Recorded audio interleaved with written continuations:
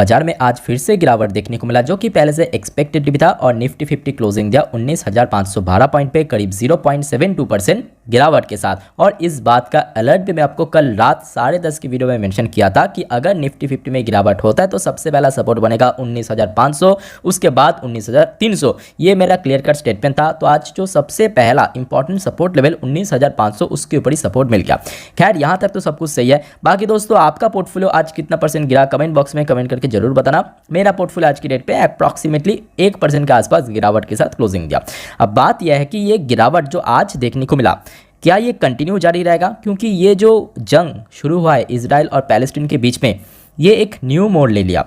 तो उसके बारे में भी इस वीडियो में कंप्लीटली चर्चा करेंगे और खास करके 3 ऐसे इंपॉर्टेंट सेक्टर्स है जिसमें मेजर करेक्शन आज भी देखने को मिला, आगे भी देखने का पूरा चांस है। क्यों, ये सारे चीज़ इस वीडियो में डिस्कस करेंगे। सबसे पहले चलिए देख लेते हैं आज कौन सी सेक्टर्स में सबसे ज़्यादा गिरावट हुआ, जो कि कल रात में भी मैं आपको बोला था। कुछ इंपॉर्टेंट सेक्टर्स है जैसे कि निफ्टी बैंक, यानी बैंक निफ्टी, यहाँ पे एक मेजर करेक्शन होने का चांस है। तो जैसे कि आप देख सकते हो बैंक निफ्टी में 1.11% ड्रॉप के साथ क्लोजिंग दिया। ऑटो सेक्टर में भी गिरावट हुआ 1.04% के आसपास। उसके बाद करें एनर्जी सेक्टर में, ऑब्वियसली गिरावट तो होना ही था, 1.10% ड्रॉप होकर क्लोजिंग दिया। एफएमसीजी सेक्टर में आज उतना ज़्यादा गिरावट देखने को नहीं मिला और इसके पीछे वजह भी मैं आपको कल रात में डिस्कस किया था, क्योंकि जीएसटी काउंसिल की मीटिंग के दौरान बहुत सारे ऐसे एफएमसीजी प्रोडक्ट है जिसका जीएसटी पहले 18% था, उसको कम करके यानी कट करके 5% कर दिया, जिस वजह से आज हमने देखा बहुत सारे एफएमसीजी कंपनी की शेयर जो है पॉजिटिव में इवन क्लोजिंग दिया। निफ्टी फाइनेंस में भी आज क्लोजिंग देखने को नेगेटिव में क्लोजिंग देखने को मिला।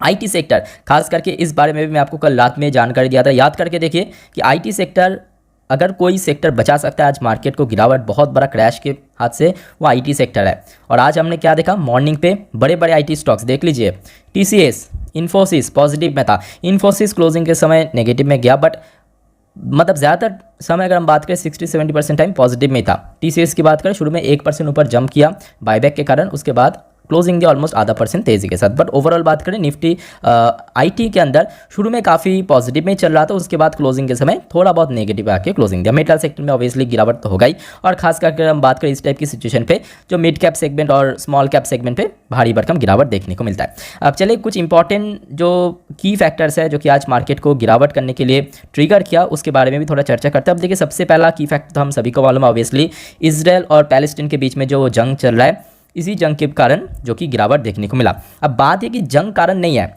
ये जो वॉर चल रहा है ना, इसके कारण और भी बहुत सारे एक्सटर्नल फैक्टर्स की वजह से एक्चुअली गिरावट हुआ।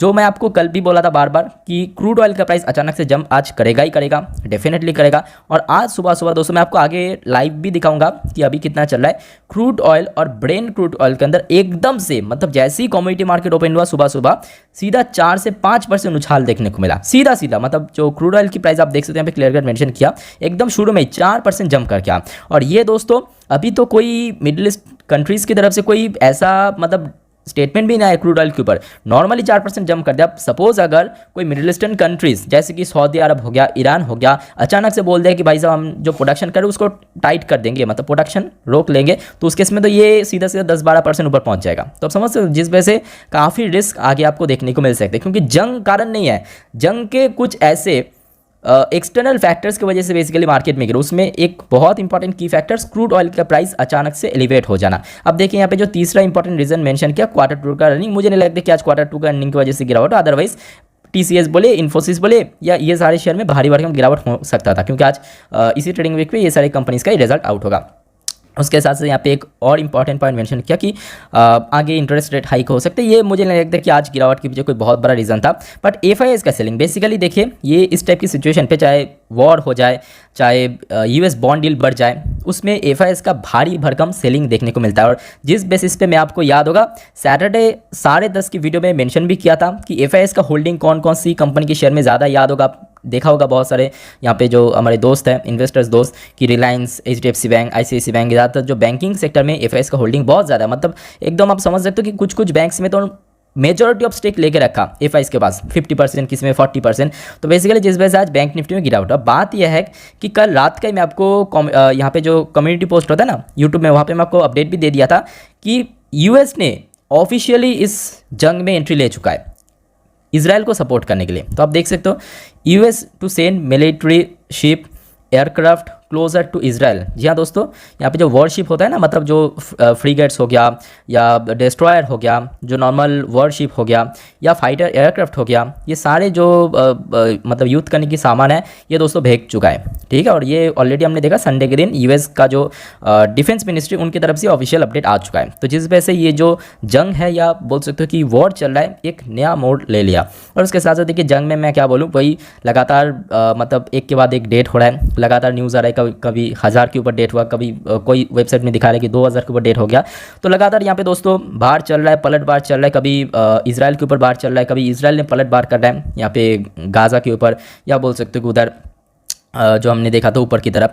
ठीक है, तो ये लगातार चल रहा। बात ये कि क्रूड ऑयल की प्राइस जो अभी मैं आपको बोल रहा था कुछ टाइम पहले कि अभी लाइव दिखाऊंगा, तो देखिए ब्रेन क्रूड का जो प्राइस है एकदम ये देखिए मतलब जो फ्राइडे के दिन क्लोजिंग दिया था यहाँ पे 84.40 पे, और सुबह सुबह देखिए कहाँ से ओपन हुआ, सीधा सीधा ऑलमोस्ट 88 के आसपास 87.71 यूएसडी पर बैरल के अकॉर्डिंग यहाँ पे ओपन हुआ, और उसके बाद थोड़ा बहुत नीचे ड्रॉप जरूर हुआ, उसके बाद देखिए फिर से एलिवेट हमें देखने को मिला। अभी अगर हम बात करें सीधा 3.35% तेज़ी के साथ ट्रेड कराए। अब बात यह है कि आज सुबह से ना केवल क्रूड ऑयल के अंदर जंप देखने को मिला, बल्कि डॉ जोन्स का जो फ्यूचर, ठीक है, फ्यूचर के अंदर भी एकदम से गिरावट के साथ ओपन हुआ था। अब देख सकते हो कितना नीचे, उसके बाद थोड़ा बहुत रिकवर किया था। तो मोस्ट प्रॉब्ली आज रात में यूएस मार्केट के अंदर भी एक मेजर करेक्शन होने का चांस है। तो इसके ऊपर अपडेट दोस्तों कल रात की तरह ही मैं 10:30 के वीडियो में जानकारी दे दूंगा। साथ ही साथ कल मार्केट किस तरफ रहेगा, किस तरफ सपोर्ट, मतलब कहाँ पे सपोर्ट रहेगा, ऊपर कहाँ पे रेजिस्टेंस है, क्या मार्केट में रिकवर हो सकता है, या बीच में कितनी सारे न्यूज़ कवर करेंगे 10:30 के वीडियो में। आप सभी को एक छोटा सा रिक्वेस्ट, चैनल को सब्सक्राइब करके जरूर रखिए, बिल्कुल ही फ्री है, फ्री में आपको बहुत ही अच्छा जानकारी मिल जाएगा शेयर मार्केट से रिलेटेड। अच्छा नेक्स्ट अगर हम बात करें नैस्डैक, देखिए नैस्डैक का जो फ्यूचर है वहाँ पे भी गिरावट देखने को मिला। शुरू में देखिए आज सुबह सुबह ओपन हुआ था एकदम ही नेगेटिव में, उसके बाद देखिए अभी लगातार वही चल रहा है। अब बात यह है कि कुछ ऐसे मेजर सेक्टर्स है दोस्तों जिसमें आगे भी गिरावट होने का चांस है, और इस बात का अलर्ट भी मैं आपको कल एक वीडियो में मेंशन किया था, याद करके देखिए। और इसके लिए मैं आपको एक यहाँ पे मैप ओपन करना चाहूँगा ताकि आपको अच्छे से समझ आ जाए, क्योंकि देखिए याद होगा आज से लगभग कुछ टाइम पहले ही इंडिया में 1 महीने पहले G20 समिट हुआ था, और उस समिट में दोस्तों एक बहुत इंपॉर्टेंट यहाँ पे डिसीजन लिया गया था मिडिल ईस्टर्न कंट्रीज़ और यूरोपियन कंट्रीज़ और एशियन कंट्रीज़ के बीच में कि यहाँ पे एक रेल रूट होगा, मतलब रेल कॉरिडोर होगा, जो कि यहाँ पे यूरोप को से एकदम मिडिल ईस्ट को यहाँ पे कनेक्ट करेगा, एशिया को। और उस जो रेल लाइन या रेल ट्रैक आएगा दोस्तों वो इजराइल होके सीधा सऊदी अरब। अब देखिए बीच में अगर यहाँ पे जंग हुआ दोस्तों, ये जो जंग के बीच में अभी ये जो बोल सकते हैं प्रोजेक्ट है वो और ज़्यादा डिले हो जाएगा। अब ये भी हो सकता है वहाँ पे अगर लगातार टेरर अटैक हुआ तो वहाँ पे व्यापार करना भी, मतलब क्या होगा, इस रूट के थ्रू ऑब्वियसली व्यापार होगा उस जिस वजह से वो बाद में मतलब बोल सकते हो कैंसिल भी हो सकता है प्रोजेक्ट, बहुत सारे एनालिस्ट का मानना है। तो जिस वजह से जो सारे रेलवे स्टॉक्स हमने देखा था कि एकदम से जंप देखने को मिला था इस डिसीजन के बाद कि यहाँ पे रेलवे कॉरिडोर होगा, जैसे कि आपका RVNL हो गया, IRFC हो गया, इरकॉन हो गया, इसमें आज भारी भरकम गिरावट हुआ। तो ये है मेन रीज़न कि आज रेलवे स्टॉक्स के अंदर इतना गिरावट हुआ। ठीक है, और उसके साथ साथ ऑब्वियसली इस टाइप की जो गिरावट होता है इसमें ऑब्वियसली जो क्रूड ऑयल पर्टिकुलर इन्वॉल्व है, जैसे कि क्रूड ऑयल प्राइस बढ़ने के कारण आज पेंट सेक्टर में गिरावट हुआ, जैसे कि आज हमने देखा रिलायंस इंडस्ट्री के शेयर में गिरावट हो, क्योंकि उसका जो मेन बिजनेस है O2C बिजनेस। तो इस टाइप की सेक्टर्स में भी आपको गिरावट देखने को मिलेगा। और फाइनली जो तीसरे सेक्टर है वह है बैंकिंग सेक्टर, जो कि आपको मैं लास्ट डे भी इन्फॉर्म किया था, क्योंकि बैंक्स की अगर हम बात करें, बड़े बैंक्स खास करके HDFC bank, ICICI bank, Kotak Mahindra, axis bank, IndusInd bank, ठीक है, ये सारे बैंक्स में वेटेज किसका ज़्यादा है, FIs का। तो FIs अगर लगातार सेल किया डेफिनेटली गिरेगा। तो फाइनली मैं इतना ही बोलूँगा कि देखिए ये गिरावट आगे भी जारी रह सकता है, बट मुझे लगता है कि इस गिरावट की फ़ायदा उठा के आपको क्वालिटी शेयर में, ब्लू चिप शेयर में, क्योंकि इस टाइप की सिचुएशन पे बहुत ज़्यादा क्रैश हो जाता है, गिर जाता है, वैल्यूएशन बहुत ड्रॉप हो जाता है, आपको लॉन्ग टर्म के पॉइंट ऑफ व्यू से इसमें बैठना चाहिए, मतलब पोजीशन बनाना चाहिए। बाकी दोस्तों और भी बहुत सारे इंपॉर्टेंट अपडेट्स हैं, आगे वीडियो में हम कवर करेंगे, और खास करके सबको रिक्वेस्ट करूँगा 10:30 की वीडियो जरूर देखना। कल ट्यूसडे मार्केट के लिए वो वीडियो बहुत ज़्यादा इंपॉर्टेंट होने जा रहा है। फिलहाल इस वीडियो को वाइंड अप करता हूँ। वीडियो अच्छी लगे तो प्लीज़ वीडियो को लाइक